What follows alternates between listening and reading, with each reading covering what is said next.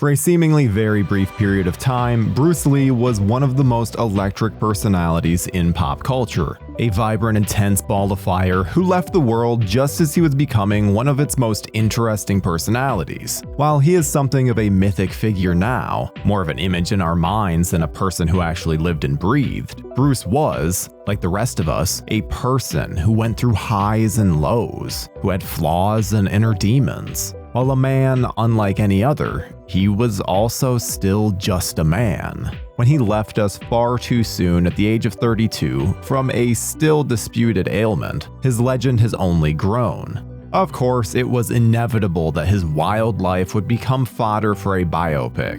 And in 1993, 20 years after his death, we finally got one. Rob Cohen's Dragon, the Bruce Lee story. Not a traditional biopic, the movie blends fact and fiction in an effort to tell a more elevated version of Bruce's life. Indeed, the director admitted that he wanted the picture to play out more like one of Bruce's movies than a standard biopic. But of course, you still want to learn as much as you can about the actual man while watching his life story unfold. So how much does Dragon get right? And how much is just more Hollywood myth-making? We're going to get to the bottom of what really happened to Dragon, the Bruce Lee story. I'll kill you, bastard! I'm no bastard. I'm Bruce Lee. Before we continue with our video, here's a reminder to click the Store tab on any of our Joblo channels and browse our collection of the latest and freshest designs in our merch store. Go get you some. To kick things off, it's important to know that the screenplay for Dragon was largely inspired by the book Bruce Lee, The Man Only I Knew, written by Bruce's widow.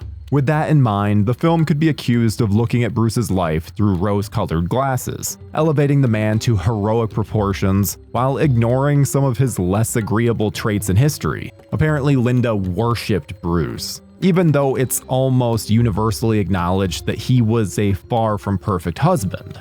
So the movie takes on her point of view, as opposed to regarding its subject objectively. But let's start with the early years. Curiously, the film depicts Bruce as almost being an only child, raised by his father in troubled conditions. Lee's siblings and mother aren't in the picture, perhaps in an effort to make his life look simpler than it was. In real life, Bruce had a very good upbringing. His mother was wealthy, and his father was an accomplished opera singer who toured the globe, which resulted in Bruce being born in the United States and becoming a US citizen. He was also a child actor, appearing in several Hong Kong productions when he was a kid, something that the movie ignores entirely.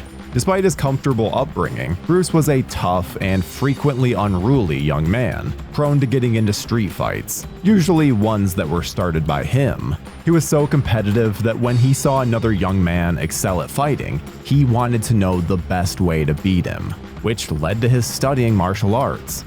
In the film, it's made to look as if Bruce's father gets the boy to enter that particular world, but that wasn't the case. Bruce just wanted to know how to best his rivals, so he trained with the best, the famous martial arts teacher, Ip Man. In the film, Bruce, played very well by Jason Scott Lee, heads to the US after getting into a brawl, which leads to his escaping to the US, something there is no record of actually happening.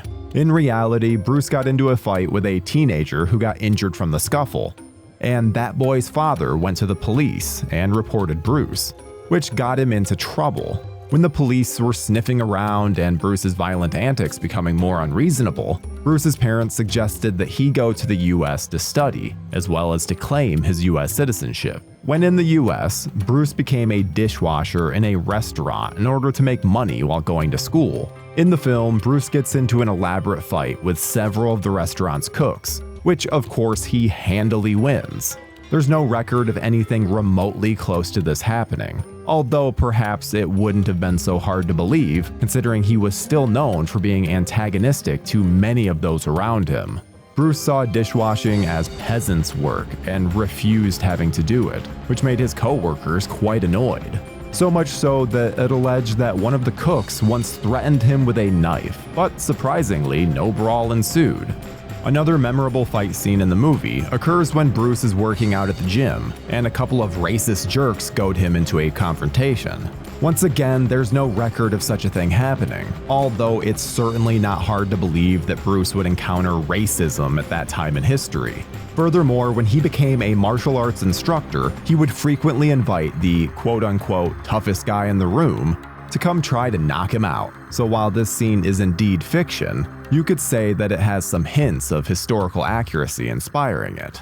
Yet another engrossing fight sequence is when Bruce must square off against Johnny Sun in a bout arranged by some Chinese elders who demand that Bruce stop training non-Chinese people in the martial arts. Bruce defeats Johnny, but the humiliated opponent takes revenge by attacking Bruce when he's not looking, inflicting major damage to his back, after which several months of bed rest were required. But this too is fiction, though it has vague roots in reality. When Bruce was teaching martial arts in California, it was thought by his peers that he should not train anyone who wasn't Chinese, but there was no ominous group of elders who attempted to enforce these rules. The fight with Johnny Sun was inspired by a real fight with a man named Wong Jackman, who wanted to challenge the big mouth Bruce. Bruce did indeed win the fight, but his challenger didn't attack him out of nowhere afterwards. As there was no Johnny Sun, it goes without saying that his brother is fictional too. But Dragon depicts a sequence on the set of The Big Boss in which Johnny's brother confronts Lee and vows to defeat him, all while the director attempts to film the battle. Needless to say, this is entirely fictional. Bruce really did suffer a terrible back injury, which disabled him for half a year, but it wasn't thanks to a cheap blow by an opponent. It happened while he was lifting weights at the gym. Director Rob Cohen subsequently admitted to fabricating the Johnny Sun fight because the weightlifting injury would not have been a great movie moment, and on that score, we can't really argue with him. Lauren Holly plays Bruce Lee's eventual wife, Linda Caldwell, who is depicted in the film as Lee's rock and close confidant. In the movie, Linda is the person who suggests that Lee start up a martial arts school, which he does successfully.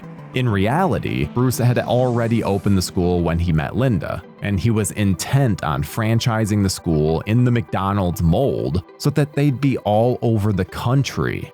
Linda and Bruce's relationship is portrayed as rocky at times, but more or less stable throughout. No mention is made of the many alleged mistresses that Bruce had on the side. Bruce was even in another woman's home when he died suddenly, something that Dragon fails to acknowledge.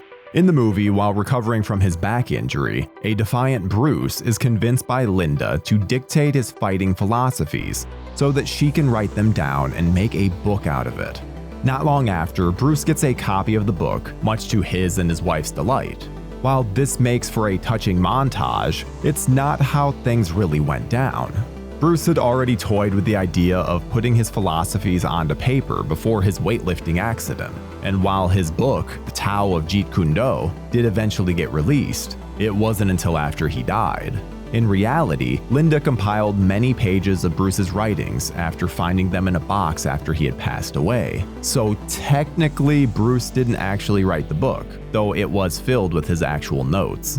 Dragon posits that Bruce Lee was supposed to star in the TV show Kung Fu. Not only that, but it was based on his idea, but the producers unfairly boxed him out of the project. This isn't entirely accurate either, although once again, it carries a hint of truth. Kung Fu was originally intended to be a feature film based on a 160-page script by Ed Spielman and Howard Friedlander. The producer approached Bruce Lee about starring in it, and Lee expressed interest. Soon after, the idea of making the rather long script into a movie was scuttled, but out of it came a TV pilot that was half as long. Bruce auditioned for the part, but the executives at Warner Brothers Television thought that his strong accent and intense personality weren't a fit for the character, who had more of a serene composition. Lee was passed over, and after a long search for an Asian American actor, David Carradine was eventually cast, naturally spurring a controversy that remains strong to this day. All that said, here's an interesting wrinkle. It's true that Lee was interested in creating a TV show that had similarities to Kung Fu, called The Warrior, which was about a martial artist in the Old West. Whether or not that idea merged with Warner Brothers' Kung Fu is still being argued, but what is inarguable is that the show eventually came to life, albeit in a retooled fashion, as Warrior on Cinemax, with Andrew Koji playing the lead role. Finally, we can't wrap this up without mentioning the dream demon that haunts Bruce Lee throughout the film.